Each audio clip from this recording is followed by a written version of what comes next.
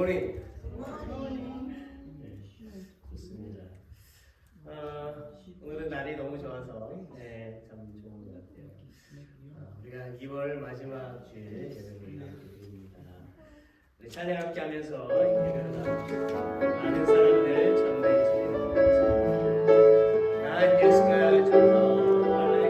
I like Jesus. I love Jesus. 이런 찬양입니다. 우리 함께 손뼉 치면서 이 찬양을 드릴게요.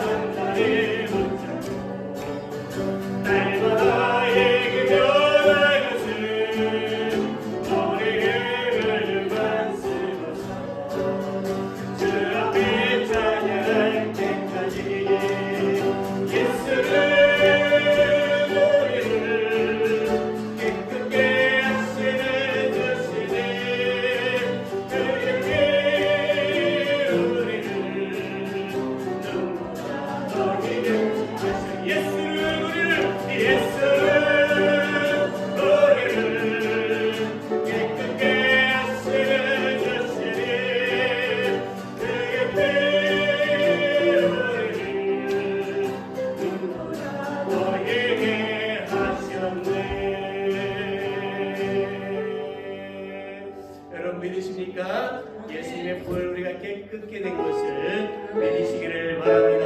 아멘, 아멘. 성축해 내 영혼 10,000 reasons 우리 찬양하면서 하게 못해요. 정말 주님의 은혜를 생각하면서 주님을 찬양합시다. 영광을 받으시기 합당하신 그 주님께 이 찬양으로 나갑시다.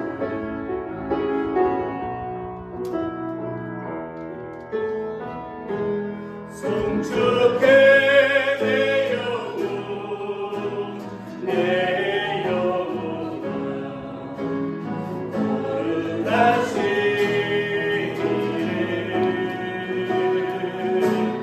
이전에 없었던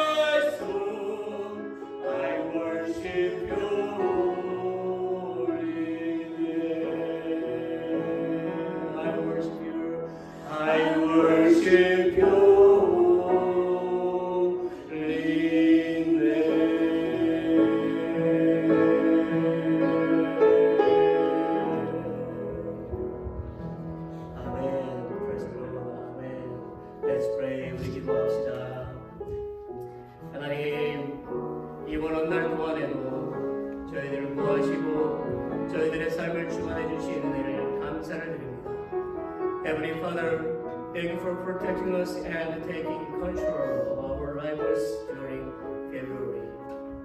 저희는 하나님의 사랑과 은혜에 감사하며 오늘 이 예배를 드립니다. We offer this worship service in gratitude for your love and grace. 우리를 정결하게 해 주옵소서. Cleanse us. In the name of Jesus, our Lord, we pray. Amen.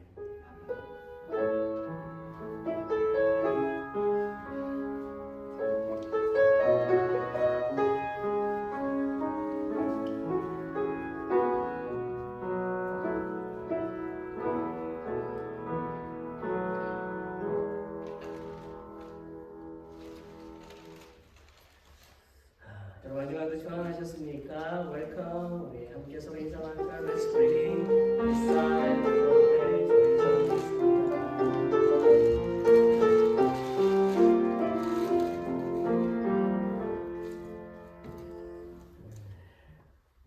눈도 오고 뭐 비도 오고 눈도 오고 춥기도 하고 여러분 다 평안하셔서 아무 일 없어서 감사합니다. 교회 소식을 좀 보겠습니다. 우리 넘버 2를 볼까요? 넘버 1은 스킵해주고 넘버 2. 돌아오는 3월 첫째 주일 우리 성찬식을 좀 하려고 합니다. 오랜만에 성찬 예식을 좀 하면서 우리가 주님의 은혜를 더 생각하는 시간을 가지려고 합니다. 기도하면서 우리가 좀 준비하도록 하겠습니다. 넘버 3 좋은 소식이 좀 있습니다. 진하나 집사님이 지난주에 광고가 잘못 나갔는데요. 이번 돌아오는 화요일에 이제 캘리포니아 또 두루두루 가족들이 사는 곳에 좀 방문하시고 또 어머님도 뵙고 오시고 이렇게 하십니다. 안전한 여행이 될 수 있도록 기도하시고요. 오랫동안 다녀오십니다. 잘 다녀오실 수 있도록 우리가 기도합시다. 예, 부담을 드려야지 빨리 오실 것 같아서 예, 그래서 우리가 계속 기도하겠습니다. 두 번째로 좀 안타까운 소식이지만 우리 배경자 장모님께서 건강이 많이 좋지 않습니다. 지금 몰핀을 투여하고 계신데 통증이 있으시니까 그 단계를 조금 높이셨습니다. 그런데 그러다 보니까 낮과 밤 시차가 바뀌었어요. 벌써 sleeping time changed. Daytime sleeping, nighttime doesn't sleep. 그래서 굉장히 어려운 가운데 있고 남편께서 어려운 가운데 있습니다. 그래서 this always doesn't want no more take morphine to her. 더 이상 몰편을 하는 곳을 안 하려고 한다고 합니다. 그러면 이제 통증이 있겠죠. 왜냐하면 오랫동안 1년 됐습니다. 딱 1년 됐는데 아프신 지 1년 됐는데 사실 근육도 없으시고 그런 상황이기 때문에 그렇죠. 우리 계속 기도하시면서 우리가 힘써서 기도하시면서 회복될 수 있도록 계속 관심을 가졌으면 좋겠습니다. 넘버 4 사순절 미리 광고를 드립니다. 3월 5일부터 있게 됩니다. 벌써 이제 다음 주 중에 있게 되는데 애쉬 뭐 이렇게 얘기를 하잖아요. 제 수요일. 그래서 주님이 이제 마지막 십자가에 달려서 죽으시는 고난 주간까지 포함해서 사순절 약 40일 이렇게 이제 6주 정도 되는데요. 이 사순절 기간을 우리가 보냅니다. 3월 5일부터 4월 19일까지입니다. 이 기간은 주님의 고난을 생각하고 우리가 작년에도 마찬가지로 매일매일 성경 말씀을 묵상하게 될 것입니다.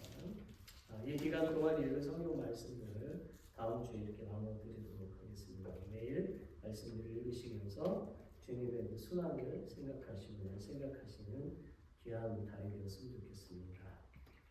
넘버 5 예배위원 친교 청소 담당 제가 이렇게 올려놨습니다. 그래서 계속 이렇게 좀 로테이션은 아니지만 이렇게 올려놨는데 혹시 여러분들이 변경하시기를 원하시는 분이 계시면 말씀해 주시기를 바랍니다. 그래서 전화로 컨택하고 이렇게 말씀을 드렸는데 계속 이렇게 기도하시면서 이렇게 좀 말씀해 주시고 가급적이면 그 날짜에 맞춰서 해주시면 좋을 것 같습니다. 넘버 6 오늘 헌화는 나경주 사모님께서 해주셨습니다. 감사합니다. 우리 다 같이 일어나시겠습니다. Let's all stand. 우리 같이 일어나셔서 찬송가 21장 읽으시겠습니다.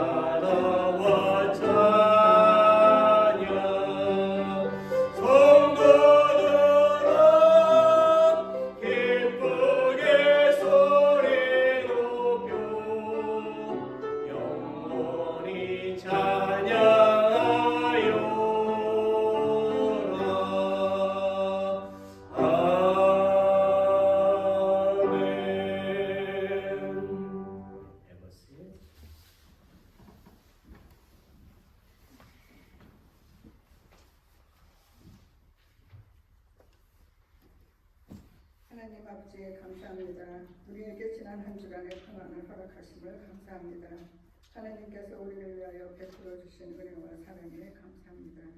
우리가 드리는 이 예배가 하나님과의 성결한 신령한 교제를 나눌 수 있는 귀한 시간이 되게 하시고 성도들 간에도 정감이 넘치는 교제가 이루어질 수 있도록 하여 주옵소서.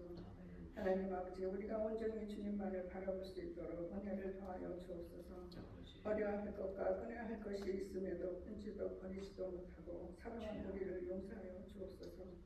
하나님 아버지, 우리의 작은 힘이 주님 나라의 확장에 도움이 되도록 우리에게 능력을 허락하사 우리도 이웃을 천도하게 하시고 우리로 믿는 자의 본이 될 수 있는 믿음을 더하여 주옵소서.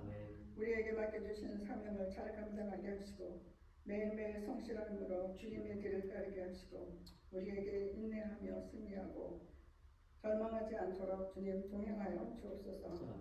우리를 늘 주 안에 거하게 하사 주님이 원하시는 삶을 살게 하옵소서. 하나님 아버지, 우리가 순종함으로 하나님의 영광이 드러나게 하시고 우리의 순종이 하나님께 연락되기를 원하오니 하나님 우리의 기도를 들으시고 우리에게 하나님이 주신 사명을 잘 감당할 수 있는 믿음을 허락하여 주옵소서. 목사님을 통하여 주시는 말씀을 은혜받게 하시고 그 말씀으로 인하여 세상을 이길 수 있는 복을 허락하여 주옵소서.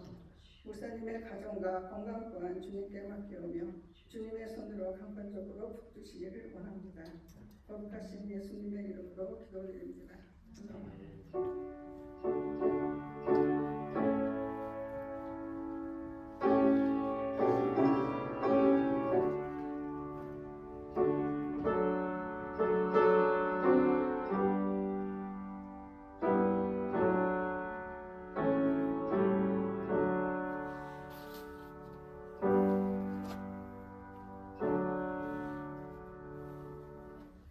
찬송가 301장 부르시면서 봉헌하겠습니다. 이소프레탄 301장입니다.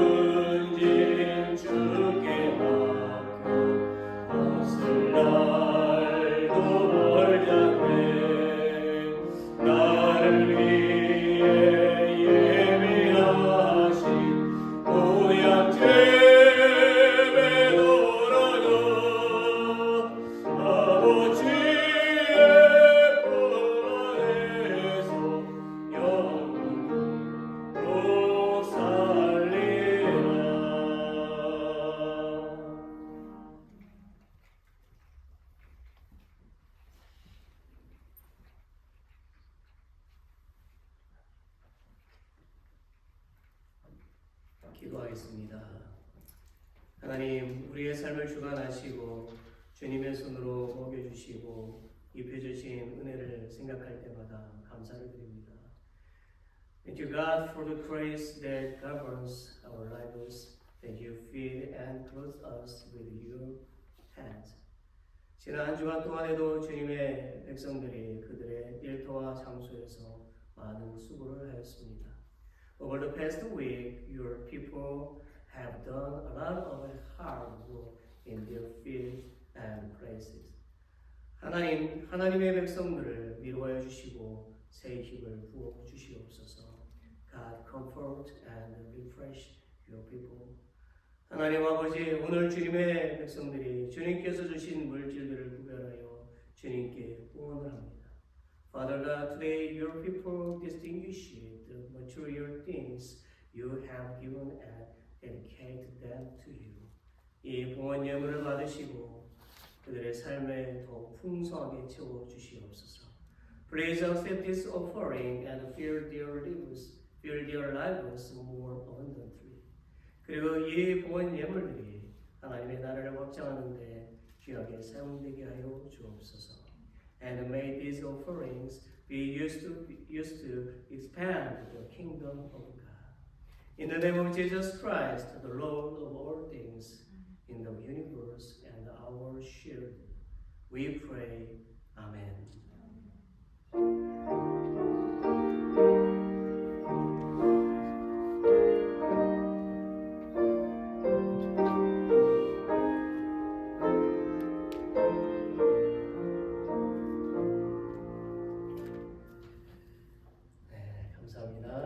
함께 보실 말씀입니다. Today's scripture, 에스겔서를 보겠습니다. 에스겔서 47장 1절부터 12절까지의 말씀. 우리가 길지만 우리가 같이 함께 이 말씀을 읽겠습니다. Shall we read it together?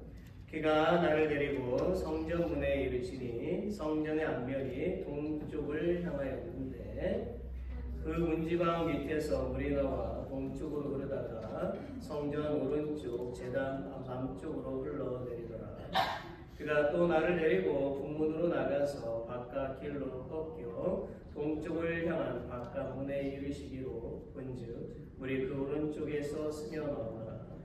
그 사람이 손에 줄을 잡고 동쪽으로 나가며 천척을 측량한 후에 내게 그 물을 건너게 하시니 물이 발목에 오르더니 다시 천척을 측량하고 내게 물을 건너게 하시니 물이 무릎에 오르고 다시 천척을 측량하고 내게 물을 건너게 하시니 물이 허리에 오르고 다시 천척을 측량하시니 물이 내가 건너지 못할 강이 된지라.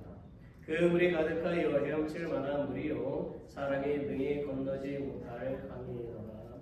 그가 내게 이르시되 인자야 내가 이것을 구하느냐 하시고 나를 인도하여 강가로 돌아가게 하시기로 내가 돌아가니 강 좌우편에 나무가 심이 많더라.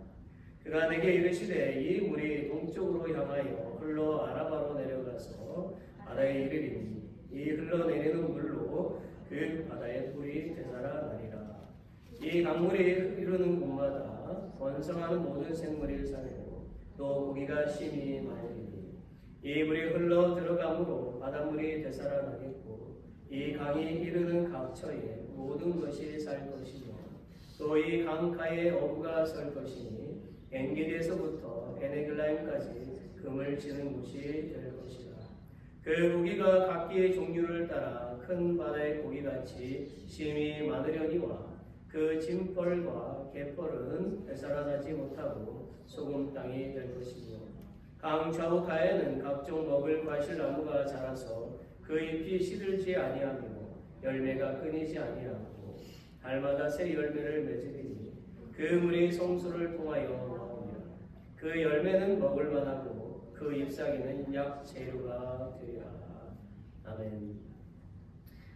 저는 오늘 생명수의 효력이라는 제목으로 좀 말씀을 나누려고 합니다. 말씀을 들어가기 전에 제가 지난 월요일에 이제 머리를 잘랐어요. 헤어컷. 근데 지금 보시기에는 괜찮으시죠? 근데 이쪽을 막 짚어먹고 그랬어요. 그래서 제가 I pour water every day, every time. 그랬더니 이쪽 머리카락이 이렇게 자라더라고요. 신기하죠? 네. 모르셔요? 네. 자주 머리가 자랍니다. 그래서 이게 좀 이렇게 커버가 돼가지고 여러분 썼을 때 좀 어눌해 보이지 않아서 다행인 것 같습니다. 그래서 오늘은 좀 제가 물 얘기를 하려고 해요. 물 얘기. 자, 먼저 우리는 에스겔 선지자가 살던 시대의 지도를 좀 볼 필요가 있습니다. 지도를 좀 보시면 여러분 중앙에 보면 유프라테스 강이 나와요. 거기 이제 잘 흐릿하게 보일 것 같아요. 느네바, 니느웨 아래쪽에 언더 더 느네바 밑에 보면 이제 거기에 디그레스 강이 있고 또 왼쪽에 유프라테스 강이 이렇게 있는데 에스겔 선지자는 이 강 근처에 바벨론 남쪽 보시는 대로 한 50마일 정도에 떨어져 있는 니무르라고 하는 그 근처에 살았습니다. 그러다가 BC 597년에 바벨론에 포로가 되었는데요. 에스겔 선지자가 포로가 된 후에 5년이 지난 후에 나이가 30세가 되어서 하나님께 부름을 받고 선지자 활동을 하게 된 것입니다. 에스겔 선지자는 포로기의 선지자인데요. 하나님께서 주시는 환상을 통해서 이스라엘 백성들에게 위로를 주는 그런 역할을 했습니다. 그가 전하는 위로의 말은 무엇이냐면 지금의 고난이 전적으로 이스라엘의 죄악으로 인한 것이고 그 죄를 회개해야 된다. 그리고 이스라엘을 괴롭히던 악한 세력들은 결국 하나님의 공의의 손에 의해서 멸망당할 것이라는 것을 선포했습니다. 또 나아가서 하나님께서 이스라엘 백성들을 반드시 구원해 주실 것이다 라고 그렇게 강력하게 선포했던 선지자입니다. 그 중에서 오늘 우리가 읽은 말씀은 에스겔 40장부터 시작되는 새 성전의 환상의 그런 절정 부분으로서 하나님의 성전에서 흘러나오는 물, 즉 그 생명수의 효력이 어떤 것인지에 대해서 선포하고 있는 말씀입니다. 다시 말한다면 하나님이 에스겔에게 주신 이 생명수 환상은 하나님의 거처인 성전을 중심으로 해서 이스라엘이 큰 복을 받게 될 것을 말씀하고 계신 것입니다. 그렇다면 이 생명수의 효력은 과연 무엇입니까? 두 가지인데요. 첫째는 넘치는 은혜가 있다라는 것입니다. 우리 다시 한 번 더 3절부터 5절 말씀을 한 번 더 읽어보겠습니다. Let's read verse 3 and 5 again. 그 사람이 손에 줄을 잡고 동쪽으로 나가며 천척을 측량한 후에 내게 그 물을 건너게 하시니 물이 발목에 오르더니 다시 천척을 측량하고 내게 물을 건너게 하시니 물이 무릎에 오르고 다시 천척을 측량하고 내게 물을 건너게 하시니 물이 허리에 오르고 다시 천척을 측량하시니 물이 내가 건너지 못할 강이 된지라. 그 물이 가득하여 헤엄칠 만한 물이요 사람이 능히 건너지 못할 강이더라. 아멘.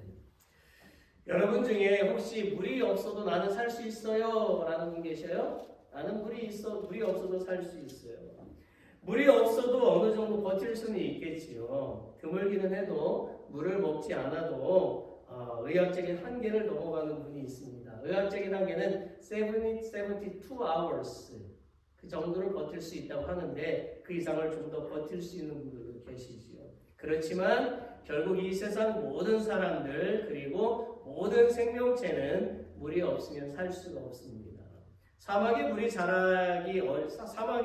풀들이 자라기 어려운 이유가 아시는 대로 물이 없기 때문이지요. 실제로 사막지대인 팔레스타인을 좀 보게 되면 그곳에 이제 팔레스타인은 생존하기 위해서 물이 가장 중요해요. 물이 잘 없는 곳이기 때문에 그렇습니다. 그렇기 때문에 모든 성읍은 샘이나 강 주변의 마을, 도시들이 형성이 되어져 있어요. 그리고 예루살렘의 성전들의 지하에도 보면 그 석회석 안반을 만들고 그곳에 물을 저장을 했는데요. 약 7천만 리터 정도를 저장을 했다고 합니다. 우리가 살고 있는 이 지역을 보게 되면 지금 산도 푸르고 꽃이 피고 새들이 지저귀고 벌레들이 이렇게 소리를 내는 이러한 일들이 계속 일어나는 것은 모두 물이 있기 때문이다라는 것이지요. 심지어 곰팡이조차도 습기가 있어야만 만들어지지 않습니까? 이처럼 물이라고 하는 것은 우리의 인생에 반드시 있어야만 하는 것입니다. 그런데 여러분, 이 물은요, 성경에서도 매우 중요하게 다루어지고 있습니다. 어느 날 에스겔 선지자는 환상을 보게 된 거예요. 그 환상이 무엇입니까? 물이 성전에서 계속 흘러나오는 그런 환상이지요. 에스겔 선지자는 천사의 그런 손에 이끌려서 성전의 정문으로 갔습니다. 그가 성전 정문 아래를 보니까 물이 계속 흘러나오고 있었어요. 그 물을 따라 북문 쪽으로 가보니까 물이 스며 나오고 있었습니다. 여기서 스며 나온다고 하는 그 말은요, 물이 땅에서 조금씩 배어나오는 그런 의미가 아니에요. 물이 성전의 그 무게에 눌려서 북문 그 틈 사이에서 계속 세차게 솟구쳐 나오는 것을 말하는 것입니다. 그러니까 그 물이 얼마나 힘이 세겠느냐라는 것이죠. 세계의 많은 여행가들이요, 버킷리스트로 꼽고 있는 여행지가 있습니다.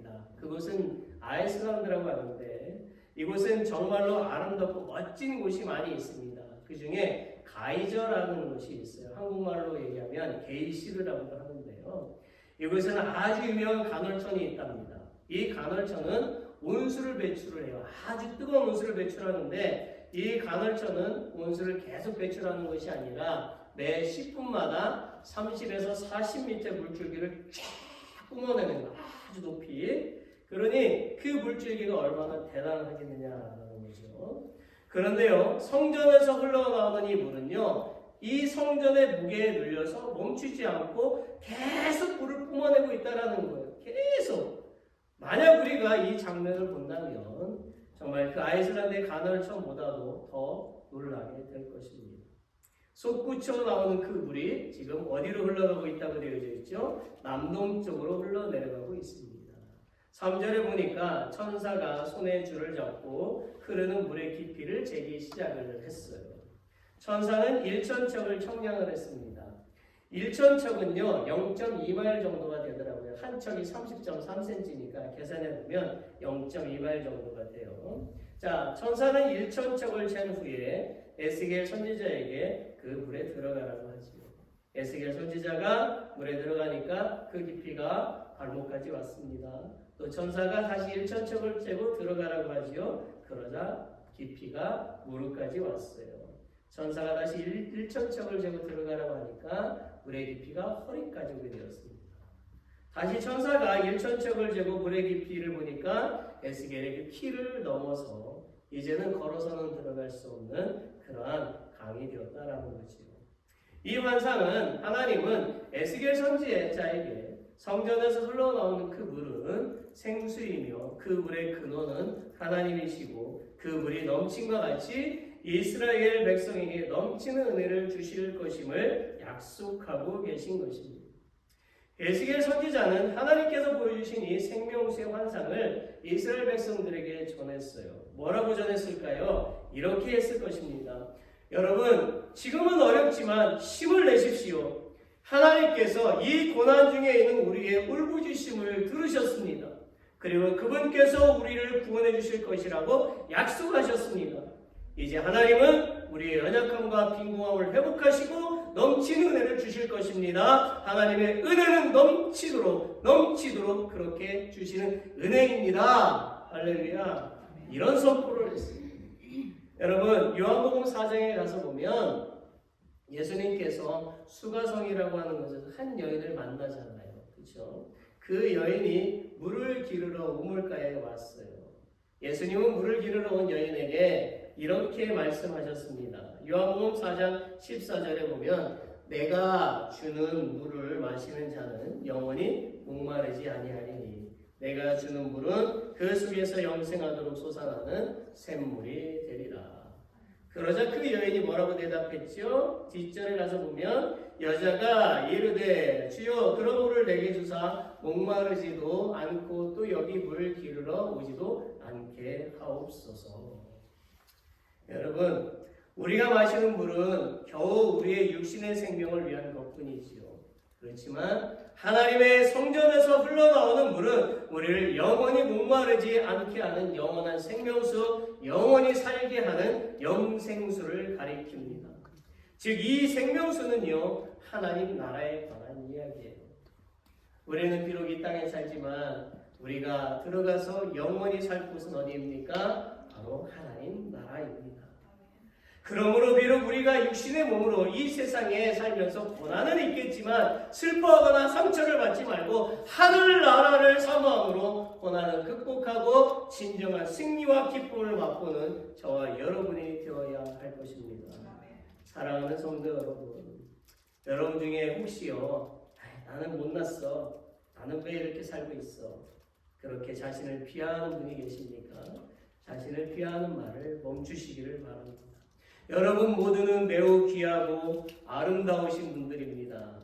예쁘게 화장도 하시고 그리고 예쁜 옷도 입으시고 아름다운 말들도 하시고 아름다운 마음도 가지십시오. 그리고 사랑의 눈동자, 믿음의 아름다운 발걸음을 걸어보세요. 아무도 아멘을 안 하십니까? 그냥 속으로 아멘 한다고 생각할게요. 미국 분들은 아멘을 안 하시더라고요. 1000명이 모여서 목사님들이 은혜를 끼쳐도 기도를 해도 아멘이 없더라고요. 그게 그냥 정서인 것 같아요. 여러분 우리가 그 정서를 받아들일 필요도 있는 것 같아요. 저도 강연을 하지 않겠습니다. 자, 그래서 만약에 제가 있잖아요. 떨어진 옷을 입고 이 클락스들을 돌아다닌다고 생각해 보세요. 그러면 여러분이 저를 보고 야, 우리 목사님은 진짜 검소하셔, 이렇게 말할 분 계십니까? 전혀 없을 거예요. 전혀 없을 거예요. 그렇죠? 네. 마찬가지예요. 저는 우리 교회 다니시는 모든 분들이 최고로 아름다운 모습으로 살아가기를 원합니다. 왜 그렇습니까? 여러분의 자녀가 어디를 가든지 행복하고 풍성한 삶을 살기를 기대하고 그렇게 키우시는 것처럼 여러분은 하나님의 넘치는 은혜를 받은 분들이기 때문입니다. 또한 여러분은 하나님의 자녀이기 때문이에요. 우리는 하나님의 구원받은 백성이요 하나님의 자녀이기에 하나님께서도 우리를 이 세상 그 어떤 것보다도 심지어 천사보다도 으뜸으로 최고로 여기신다는 겁니다. 그러니 이제는 어떻게 해요? 더 아름답고 행복한 삶을 사시기를 바랍니다. 교회 오실 때요, 그 어느 모임에 가실 때도요 아주 멋진 모습으로 오시기를 바랍니다. 그러면 사람들이 놀라겠죠. 한마음 침례교회 성도님들은 정말 하나님의 은혜가 넘치는 분들이야. 나도 그 교회 가야지. 할렐루야. 아름다운 모습이 여러분들에게 더욱 있기를 바랍니다. 마지막 두 번째, 하나님의 성전에서 흐르는 생명수의 효력은 뭐냐? 모든 것이 회복된다. 넘버 2 넘겨주세요. 모든 것이 회복된다라는 것입니다. 8절에서 10절 그리고 12절 말씀을 우리 다시 한 번 더 읽겠습니다. Let's read it together again. 그가 내게 이르시되 이 물이 동쪽으로 향하여 흘러 아라바로 내려가서 바다에 이르리니 이 흘러내리는 물로 그 바다의 물이 되살아나니라. 이 강물에 이르는 곳마다 번성하는 모든 생물이 살고 또 고기가 심히 많으리니 이 물이 흘러 들어가므로 바닷물이 되살아나겠고 이 강이 이르는 각처에 모든 것이 살 것이며 또 이 강가에 어부가 설 것이니 엔겔에서부터 에네글라임까지 금을 치는 곳이 될 것이라. 그 고기가 각기 종류를 따라 큰 바다의 고기같이 심히 많으려니와 강 좌우가에는 각종 먹을 과실 나무가 자라서 그 잎이 시들지 아니하며 열매가 끊이지 아니하고 달마다 새 열매를 맺으리니 그 물이 성수를 통하여 나옵니다. 그 열매는 먹을 만하고 그 잎사귀는 약 재료가 되리라. 아멘. 자, 잠깐만요. 넘기지 마시고 아까 머리 깎는 게 생각이 나서 이 동네는 참 이상한 것 같아요. This city is very strange for me. 뭐냐면 I ordered my haircut is just side and back is just little bit trim. 그런데요, 그냥 군인처럼 깎아놔요. Man is just army. You too. 자기 마음대로 I'm not army. 그런데 다 그렇게 똑같이 깎아버리는 거예요. 그래서 제가 기겁했어요. 어떻게 그냥 순응하고 살아가야죠. 그렇죠? 네. 그래서 제가 계속 물을 줬다고요. 잘하라.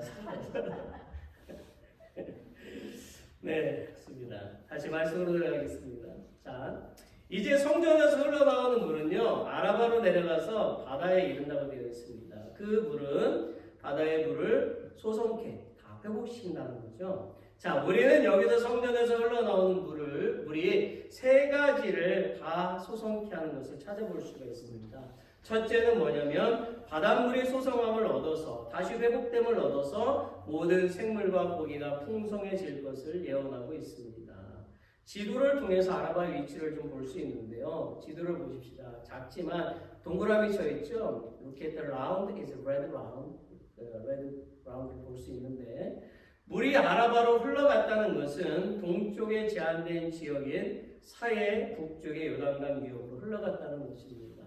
예. 그리고 이 지역은 가늘고 긴 저지대고요. 전 지역의 3분의 2가 지중해, 여러분 그 왼쪽 탑에 보면 지중해가 있잖아요. 저 지중해 수면보다 낮습니다. 그리고 여기서 말하는 바다는 사해를 말하죠. 데드시를 말합니다. 여러분 사해는 성경에 보게 되면 염해로 되어 있잖아요. 염해, 그렇죠? 염해. 자, 소금이 많다는 것입니다.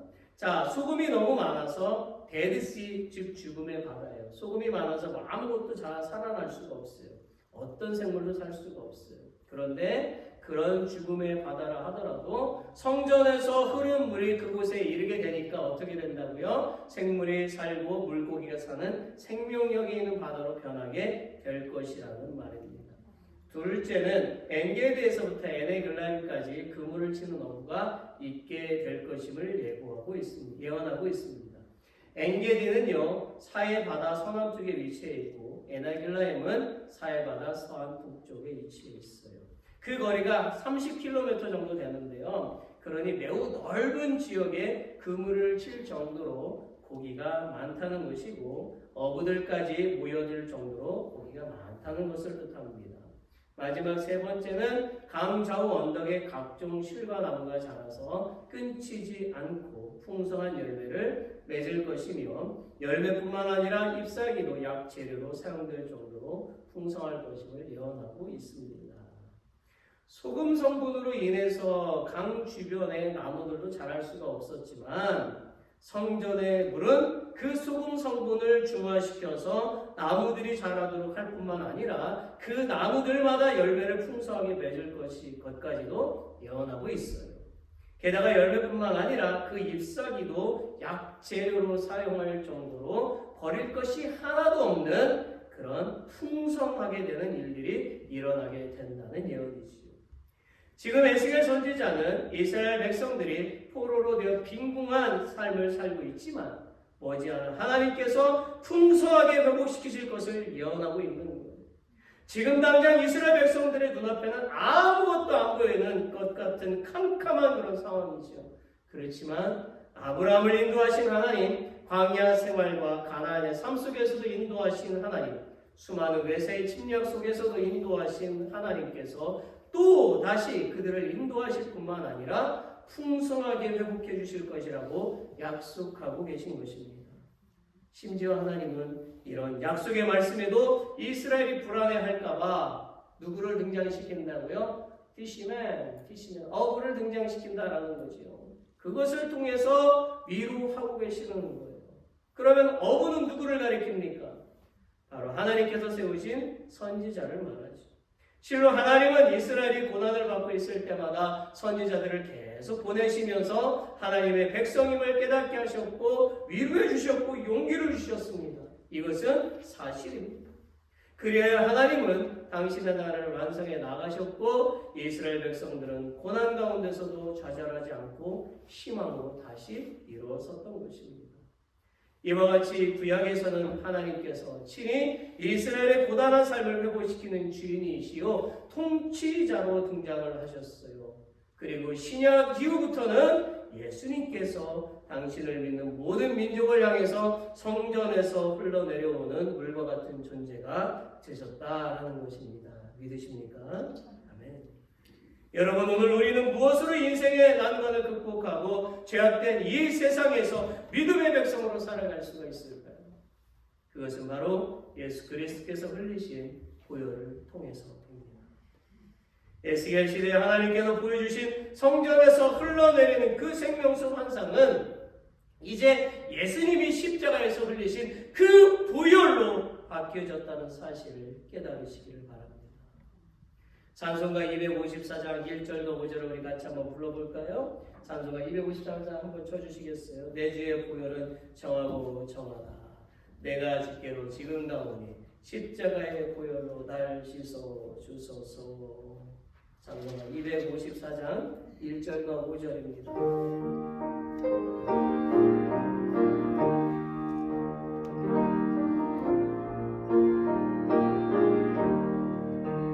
내 주의 보혈은 정하고 정하다. 내 죄를 정케 하신 주 나로라 하신 5절 그 피가 맘속에 큰 진노 됩니다. 내 기도 소리 들으사 허락하소. 내가 주께로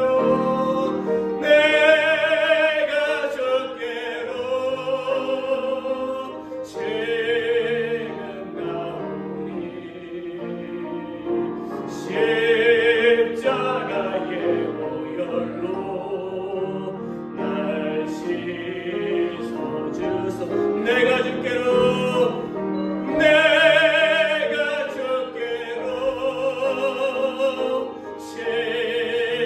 나오니 십자가의 보혈로 날 씻어주소서.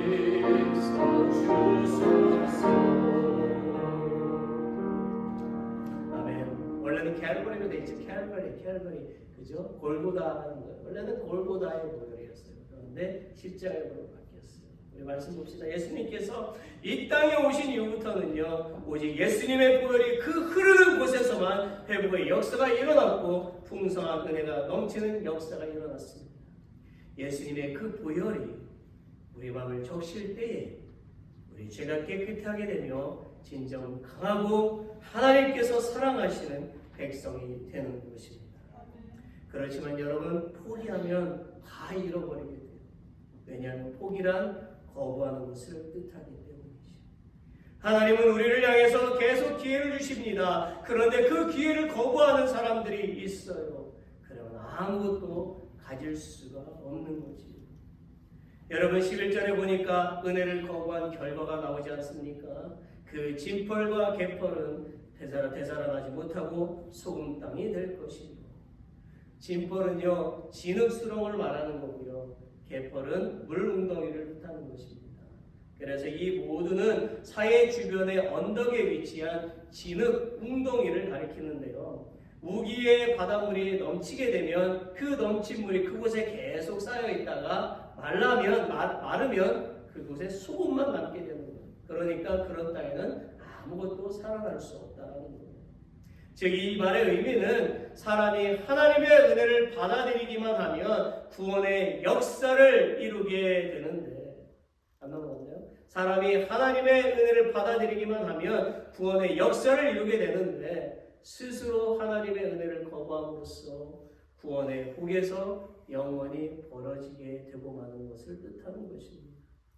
반면에 사람이 어떤 고난 속에서도 삶을 포기하지 않고 끝까지 하나님의 은혜를 사모하면 하나님은 그런 사람에게 반드시 은혜를 베푸시고 일어나게 하실 것이라는 것입니다. 제가 1989년에 한국에 있는 침례신학대학에 입학을 했었습니다. 굉장히 오래됐죠.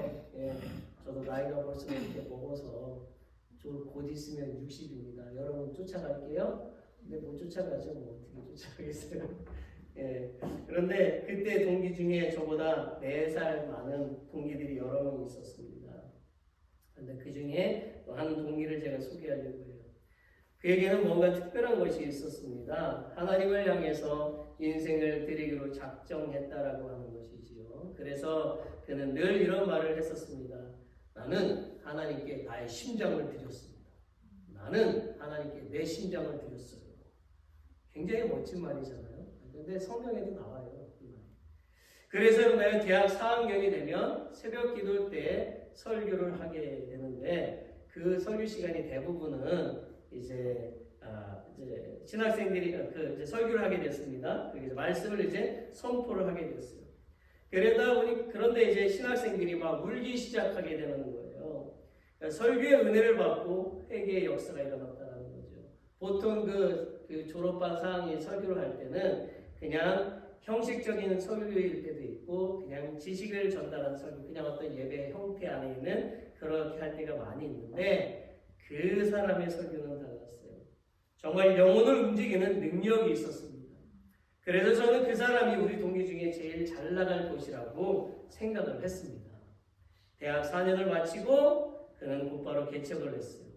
대단한 믿음이죠? 용기가 대단해요. 저는 곧 부흥할 것으로 생각을 했습니다. 한편으로는 저는 능력 있는 그가 너무 부러웠지요. 그런 후에 저는 한 몇 년 동안 그를 보지 못했습니다. 그리고 1999년에 제가 맡고 있던 교회 학생부 수련회 강사로 그분이 섭외가 되었어요. 저는 그때까지만 해도 그분의 활동에 대해서 들어본 바가 없었습니다. 그런데 모든 선생님들이 그분을 수련회 강사로 청빙을 했습니다. 아침 10시에 시작된 설교 시간이 오후 3시가 되어서 끝이 났습니다. 5시간. 점심을 못 먹었어요. 그런데요, 여러분, 중학생, 고등학생들이 모두 눈이 초롱초롱한 가운데서 말씀을 듣고 울기도 하고 웃기도 하고 은혜가 넘치는 모습이었어요. 저는 너무너무 놀랐습니다. 저는 성령의 역사에 깊은 감동을 받았어요. 말씀이 끝나고 휴식을 하면서 저는 그분과 대화를 나눌 수가 있었습니다. 그리고 도대체 이런 성령의 능력이 어떻게 얻어지는 것인지 궁금했어요. 그분이 제게 이런 말씀을 해주셨어요. 전도사님, 제가 몇 년 전에 기흥이라는 곳에서 개척을 했습니다. 저는 정말 열심히 전도하고요, 열심히 기도하면서 열심히 목회를 했습니다. 저는 금방 부흥할 줄 알았어요. 그런데요, 교회에 불이 나고 말았어요. 교회가 홀랑 다 타서 없어지고 말았어요. 그 불길 속에서 저와 아내만이 살아나왔을 뿐입니다. 다른 건 아무것도 가지고 나올 수가 없었어요. 하지만 포기하지 않았어요. 저는 하나님의 계심을 믿었고 이미 하나님께 심장을 드린 사람이기 때문에 하나님께 매달릴 뿐이었습니다. 그 사고 후에 평택으로 이사를 했고 교회는 작지만 선교와 개척교회 지원을 많이 하고 있습니다. 이 일은 빚을 내서라도 하고 있어요. 저는 그분의 말을 듣고 많은 생각을 하게 되었습니다. 부흥회는요, 모든 학생들과 함께한 교사들 모두 눈물, 콧물 다 흘리면서 풍성한 은혜를 받고 마치게 되었어요. 현재 그분은 한국에서도 초급파적으로 유명한 부흥 강사님이 되셨고 그분의 설교는 어린이에서부터 어른에 이르기까지 영혼을 치유하는 능력이 나타납니다. 또한 교회가 불타고 목사님 가족만이 모여서 새롭게 지하에서 시작할 정도로 힘든 시간 속에서도 포기하지 않고 하나님의 은혜를 사모한 결과 지금은 1000명 이상이 모이는 교회로 성장을 했습니다. 사랑하는 성도 여러분, 인생에서 성공하는 사람과 실패하는 사람의 차이점은 돈이 많고 적음도 아니고 가문이 좋고 나쁨도 아니라 고비를 넘어갈 수 있느냐입니다. 즉 고난을 인내로 이겨낼 수 있느냐라는 거예요. 고난도 은혜로 받아들일 수 있느냐라는 것입니다. 로마서 5장 4절에 보면 이런 말씀이 나와요. 인내는 연단은 소망을 이루는 줄 알미로다. 신앙생활도 고비를 넘어갈 줄 알아야 합니다. 고난을 극복할 줄 알아야 믿음이 성장하게 되는 것이지. 고난 가운데서도 포기하지 않고 계속 주님께 기도하고 소망의 인내를 가지면 반드시 풍성하게 회복해 주실 것입니다. 우리 모두는 각자의 상처와 어려움을 가지고 있어요. 어느 누구도 그 상처와 아픔을 내 것과 비교할 수가 없겠지. 주님은 우리의 죄를 책망하시는 분이시기도 하지만 갈 때와 같이 연약한 우리를 항상 위로하시는 분이십니다. 말씀을 듣겠습니다. 이사야 60장 5절 말씀을 같이 읽어봅시다. Let's read it together. 일어나라 빛을 발하라 이는 내 빛이 이르렀고 여호와의 영광이 내 위에 임하였으니라. 보라 어둠이 땅을 덮을 것이며 캄캄함이 만민을 가리우려니와 오직 여호와께서 내 위에 임하실 것이며 그의 영광이 내 위에 나타나리니 나라들은 내 빛으로 왕들은 비치는 내 광명으로 나아오리라. 내 눈을 들어 사방을 보라. 무리가 다 모여 내게로 오느니라. 내 아들들은 먼 곳에서 오겠고 내 딸들은 안기어 올 것이라. 그때 내가 보고 기쁜 빛을 내며 내 마음이 놀라고 또 마창하리니 이는 바다의 부가 내게로 돌아오며 이방 나라의 재물이 내게로 옵니다. 아멘. 여러분 이제 일어나 빛을 발하시기를 바랍니다. 빛은 어둠이 있어야 그 기능을 발휘하는 것입니다. 이와 같이 고난도 우리가 영광을 받기 위한 과정임을 알아야 되는 거예요. 우리에게 예수님의 그 보혈의 빛이 있으니 그 어떤 고난도 우리의 앞길을 막지 못할 것입니다. 우리가 예수님의 그 보혈을 의지할 때에 비로소 모든 것들이 회복될 수 있음을 깨달으시고 겸손하시고 순종하시고 교회로 모이게 힘쓰시고 주 안에서 자랑하시는 저와 여러분이 되시기를 예수 그리스도의 이름으로 축원합니다. 아멘. Let's all stand. 다 같이 일어나시겠습니다. 찬송가 438장.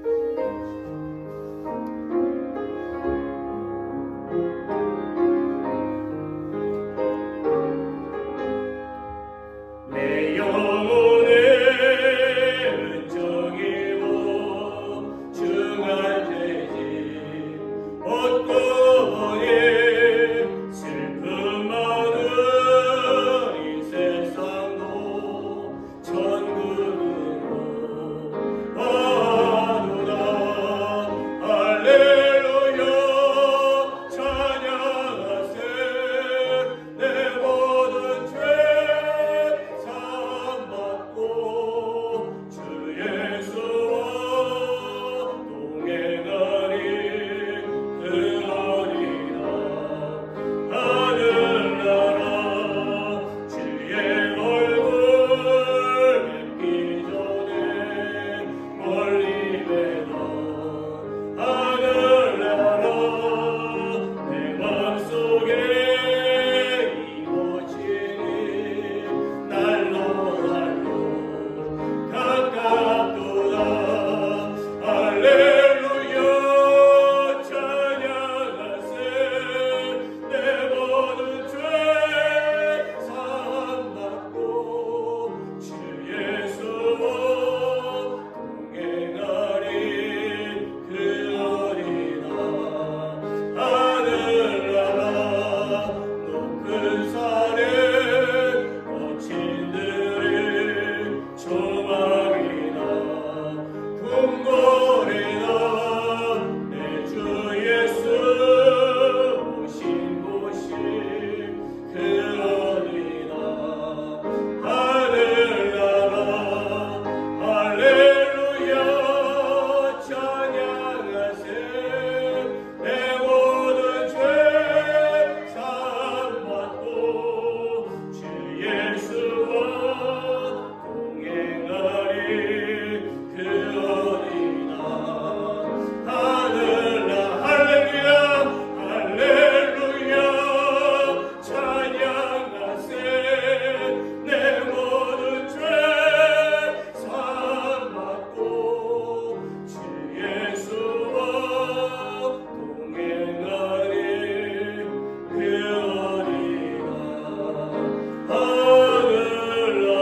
하늘나라. 할렐루야. 아멘. 아멘. 우리의 영원한 소망이 되신 하나님, 우리는 예수님을 구원자로 영접하고 우리의 생명이 끝나는 날까지 믿음 안에 굳건히 서 있어야 합니다.